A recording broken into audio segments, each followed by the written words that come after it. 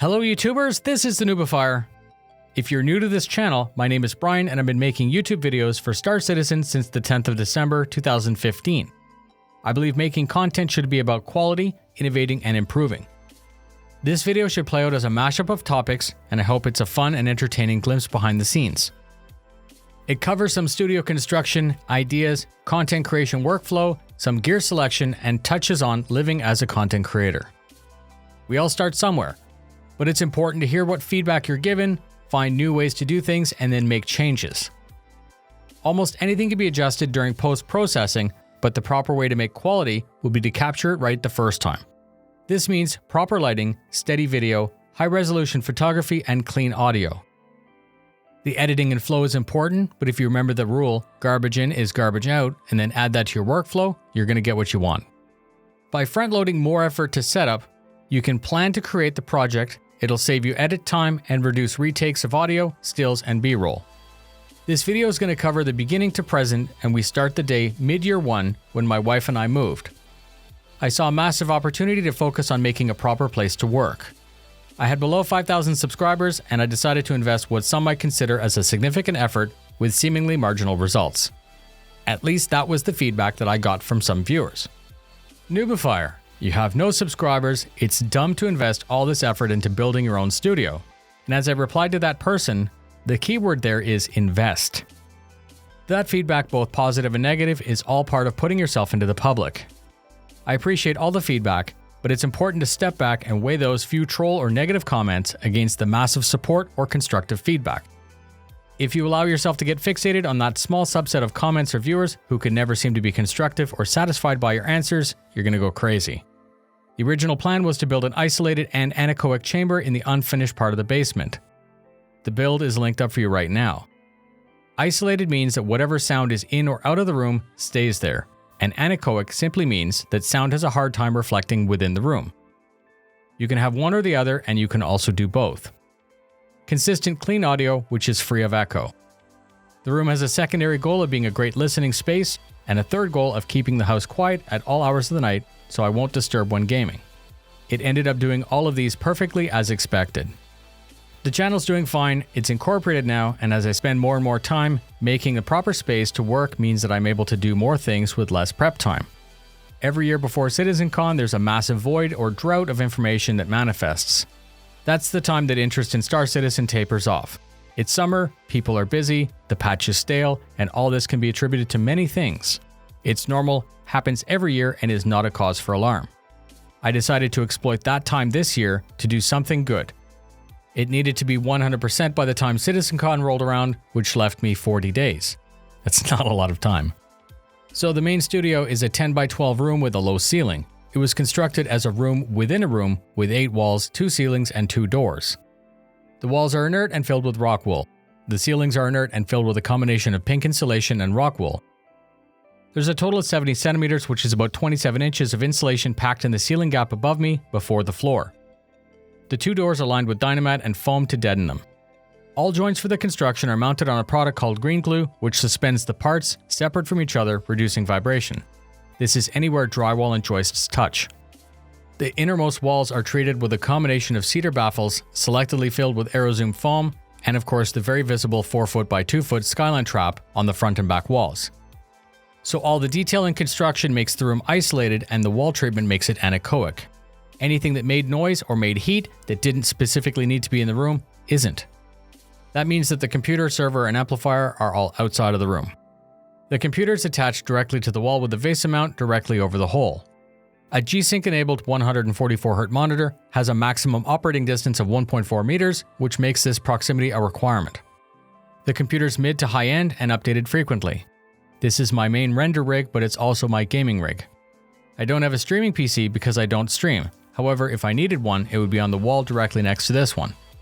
Any historic footage is held on a 12TB Synology NAS, which is also backed up to loose drives frequently. Now we're up to speed, and that brings us mostly up to date with the start of the new renovations. The studio was in the unfinished part of the basement. When I incorporated Noobifier Media, I had an opportunity to rent the square footage to the company. I knew in the future that I'd be exploring new types of content such as interviews and unboxing, plus the extra space gives me more options. My wife and I played around with the floor plan for a day, and then I asked a good friend of mine, Kyle, to come over to discuss what was possible. Kyle and I have been friends for a very long time due to shared addictions to cars and computer games. He's a contractor by trade, and he's helped me with many projects in the past. His input was critical as he knows the building codes and the techniques to make things work the way they should be. I started with destruction. All the shelving and cabinets that needed to be moved were relocated. New electrical was run, which included splitting up all the existing lighting into the new rooms. One of the framed walls was bumped out to enclose a support pillar, which couldn't be moved. These two new walls created two utility rooms, and to reduce the sound in the new studio, these walls were also filled with rock wool, just like the original small studio. This process sounds very simple, but it consumed all of my spare time in the evenings. With the walls buttoned up, Kyle came over to design and construct a new ceiling and bulkhead. I had pre-positioned the wiring for a mess of lighting that was planned. A total of 20 pot lights were added, plus the hue lights, because we decided that the original basement was rarely used because it was too dark. The original combination of no lights, a dark floor, and dark paint made it a crappy place to be. We were ready to plaster over the seams and set the doors. Over several days of plaster and drying, we were ready to sand and prime. This was the first time that we got to see the studio's shape, but it wasn't until the primer was finished that the actual brightness became apparent. The old floor was a low-quality rubber peel and stick tile that hadn't survived. With that gone, we chose a 1 foot by 2 foot tile that resembled wood, which took a total of 4 days to lay. Kyle said that we needed to ensure that some tiles were fully set before adding more. So, as I sit scripting this video in the room, almost 1 month later, I realize how much I use this space. It's broken down into 3 main areas. Reception, which is a green room and a waiting couch, coffee bar, and a reception desk. The massive conference table with gaming chairs serves as a multi-function space for scripting, research, collaboration, interviews, teleconferencing, and unboxing. The back part of the room has a sectional couch, a treadmill, and a waist-high unboxing table that's on casters. Most of the things in the studio are movable on casters so they can be easily placed where they're needed for the job. The table legs didn't really like rolling on the tile, so they were braced. When doing product shots for Monster Tech or Virpil, being able to set the lights and camera and then move the table to get the correct shot saves a lot of time. The wall provides a great neutral backdrop, and the chalk white paint on the table is very easy to fix with a paint roller if it gets damaged. With so many different places, I knew that I'd need lots of TVs or monitors. That idea became a TV on a movable stand with a UPS and a wireless computer. This computer can be used to record live streams right to Shadowplay. Anytime there's a special event on Twitch, the computer is critical to capture the stream.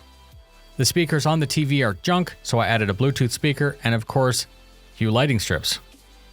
Now the TV can be moved wherever needed for teleconferencing, sitting on the couch for research, sitting at the table for research, whenever, without needing to power it down because of the UPS. The TV on the wall is meant only to be used as a teleprompter. It connects wirelessly to an iPad, which prompts me with speaking points. Lighting in the basement is broken down into zones on voice command through Amazon. Each can be controlled individually or in groups, allowing me to set the space to full bright, warm, dark, or anything between just by asking. Before I close out, I wanted to quickly show you a solution for an audio problem that you get with a larger room. Once I get the rest of the foam, there will be a full video on this for AeroZoom in the future. As I said, I want to use the large table for interviews like the one that I did with Ben from Turbulent. The room is good, but echo was still there, so rather than placing foam all over the walls and ruining the look, I built 2 simple panels. These panels do 2 things. They provide the main light for whatever I need, plus they have foam on the front and back, which close in the space and clean up the audio. I'm very happy with the results. So that's the update. You never know how much you'll use a space until you've built it.